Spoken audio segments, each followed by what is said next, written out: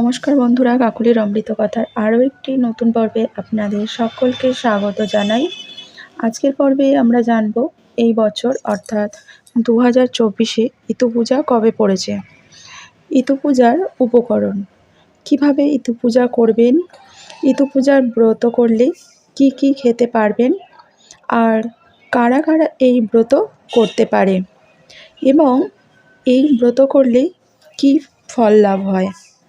আর থাকছে ইতু ঠাকুর বিসর্জন কবে। এই সমস্ত কিছুই আজকের পর্বে আমরা জেনে নেব। তাহলে চলুন ভিডিওটি শুরু করা যাক। ইতু শব্দটি মিত্র বা মিতু থেকে উৎপত্তি হয়েছে। অগ্রহায়ণ মাসে সূর্য বৃশ্চিক রাশিতে অবস্থান করে। এই অবস্থানে সূর্যের নাম মিত্র। প্রতি রবিবার উপবাস করে পূজা করা হয় বলে একে সূর্যের পূজাও বলা হয়ে থাকে। অবশ্য ইতু পূজাকে সূর্যের উপাসনা বলা হলেও এই পূজার রীতি বা উপাচার বিশ্লেষণ করে ইতু পূজা করা হলেও অনেকে মাতৃরূপে গণ্য করে। কার্তিক মাসের সংক্রান্তিতে ইতু পূজা শুরু হয় এবং অগ্রহায়ণ মাসের সংক্রান্তির দিন পর্যন্ত ইতু পূজা করতে হয়। এই এক মাস প্রতি রবিবার ইতু পূজা হয়ে থাকে। এই বছর ইতু পূজা কবে পড়েছে চলুন জেনে নিই। বাংলার 30শে কার্তিক 1431 বঙ্গাব্দে, ইংরাজির 16ই নভেম্বর 2024 শনিবার। এবার জানব ইতু পূজা করার জন্য কি কি উপকরণ লাগবে। মাটির সরা,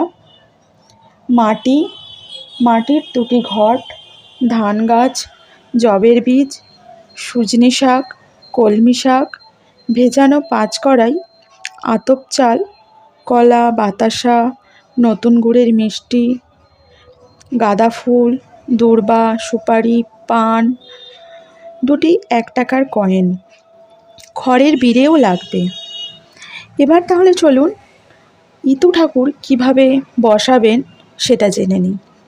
প্রথমে খড়ের বিড়ে নেবেন, সেই খড়ের বিড়ের উপর মাটির সরা বসাবেন, সরার মধ্যে মাটি দেবেন, মাটি দিয়ে তার মাঝখানে 2টি ঘট বসাবেন, ঘটের গায়ে সিঁদুর দিয়ে স্বস্তিক চিহ্ন আঁকবেন, ঘট দুটির মধ্যে গঙ্গা জল দিয়ে ভরে দেবেন, ঘটের উপর রাখবেন পান পাতা, সুপারি, দূর্বা এবং 1 টাকার কয়েন 2টি। মাটিতে ওই গাছগুলি পুঁতে দেবেন। বট গাছের ছোট ছোট 5টি ডাল নেবেন, সেটাও মাটিতে পুঁতে দেবেন। ভেজানো 5 কড়াই ওই সরার মাটিতে ছড়িয়ে দেবেন। ঘটের উপর 2টি গাঁদা ফুল দেবেন। তারপর ইতু ঠাকুরের উদ্দেশ্যে ফুলের মালা নিবেদন করবেন।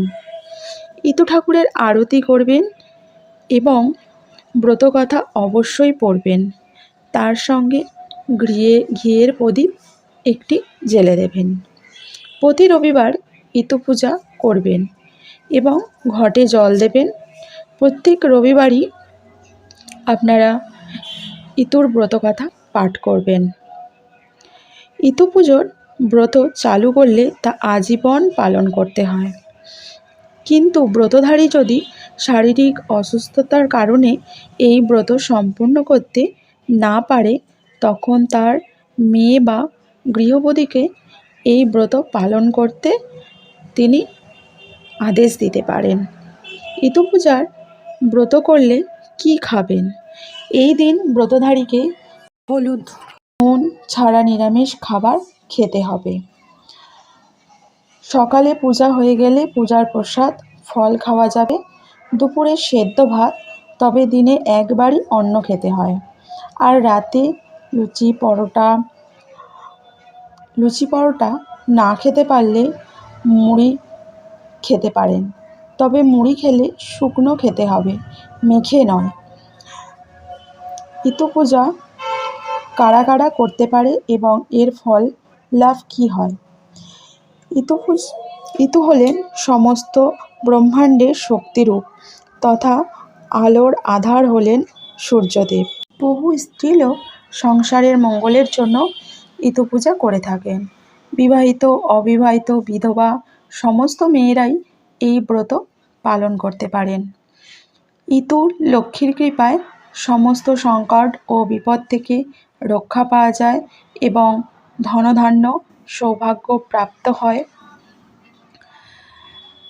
এবছর ইতু ঠাকুর বিসর্জন পড়েছে 30শে অগ্রহায়ণ, 16ই ডিসেম্বর সোমবার। তাহলে বন্ধুরা, আজকের ভিডিওটা কেমন লাগলো সেটা জানাতে একদম ভুলবে না। আর নতুন বন্ধু যদি আজকে ভিডিও দেখে থাকো, তাহলে পরে আমার চ্যানেলটাকে সাবস্ক্রাইব করে আমার পাশে থেকো।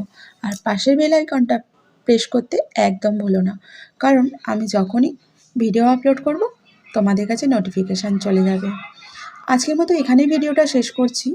আবার ফিরে আসবো খুব তাড়াতাড়ি নতুন একটা ভিডিওর সাথে। নমস্কার।